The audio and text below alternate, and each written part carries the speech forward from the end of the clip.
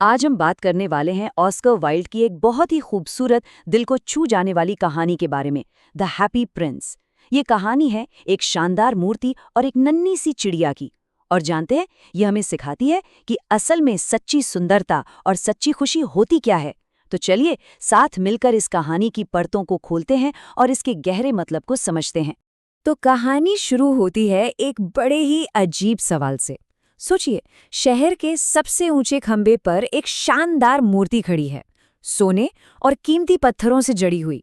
नाम है the happy Prince, पर वो रो रही थी।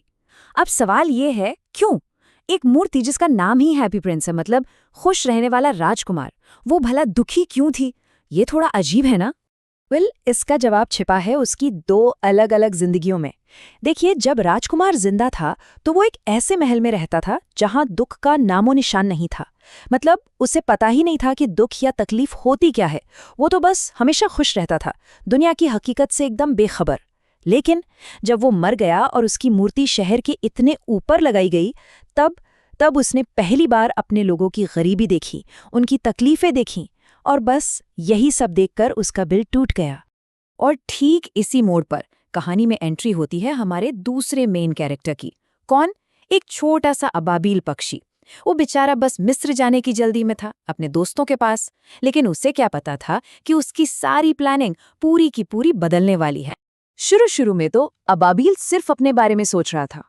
उसके सारे दोस्त पहले ही गरम मिस्र के लिए उड़ चुके थे और उसे भी बस जल्दी से जल्दी वहां पहुंचना था। उसे राजकुमार के आंसू या उसके दुख से कोई मतलब नहीं था। उसके लिए तो ये सब उसकी जर्नी में बस एक रुकावट थी, एक डिस्टर्बेंस। लेकिन फिर राजकुमार उसे मनाता है और अबाबील अपना पहला अच्छा काम करता है। वो राजकुमार की तलवार से कीमती माणिक निकालता है और उसे एक गरीब दर्जी तक पहुंचा देता है। और पता है क्या होता है? जैसे ही वो ये काम करता है, इतनी कड़ाके की ठंड में भी उसे एक अजीब सी गर्मी महसूस होती है। और बस यही वो मोमेंट था, ये वो पल था जब अबाबील का स्वार्थ पिघलने लगा और उसके अंदर करुणा मतलब कंपैशन ने जन्म लिया। और बस उस एक अच्छे काम के बाद मानो अबादील की आंखें खुल गईं। अब वो भी शहर में फैले उस सामाजिक अन्याय को देखने लगा जिसे राजकुमार इतनी ऊंचाई से देख देखकर दुखी हो रहा था। अब वो सिर्फ एक यात्री नहीं था जो कहीं जा रहा हो, नहीं, अब वो राजकुमार का मैसेंजर बन गया था। उसकी आंखें, उसके हाथ, सब कुछ। और फिर तो सिलसिला शुरू हो जाता है। एक एक करके राजकुमार अपनी हर कीमती चीज दान कर देता है। अपनी तलवार का माणिक वो जाता है उस दर्जी को जिसका बेटा बीमार है। अपनी एक नीलम की आंख वो देता है उस गरीब लेखक को जो ठंड की वजह से लिख नहीं पा रहा। और अपनी दूसरी आंख वो देता है उस छोटी सी माचिस बेचने वाली लड़की को ताकि वो अपने पिता की मार से बच सके। सोचिए, और ये सब कुछ मुमकिन हुआ सिर्फ उस छोटे से अबाबील की वजह से। और यहीं पर कहानी का सबसे बड़ा सटायर, सबसे बड़ा व्यंग सामने आता है।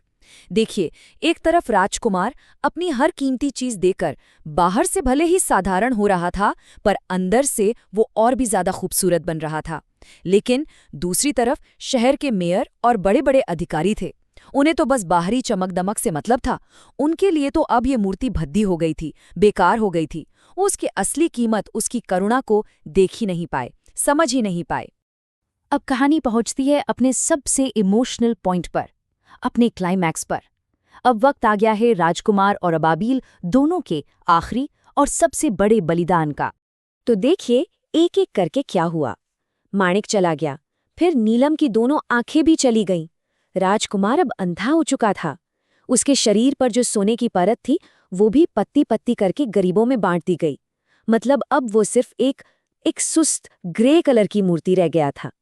और उधर अबाबील, वो सब कुछ जानते हुए भी कि ये सर्दियां उसकी जान ले लेंगी, वो राजकुमार के लिए अपने प्यार की वजह से वहीं रुका रहा।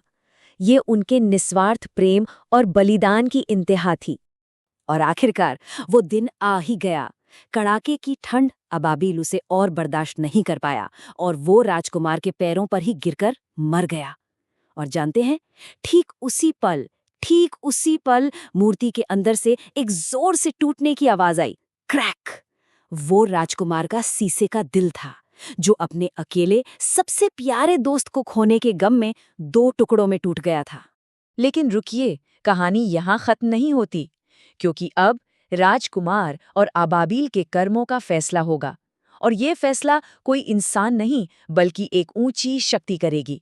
और यहीं से हमें इस कहानी का असली मतलब पता चलेगा।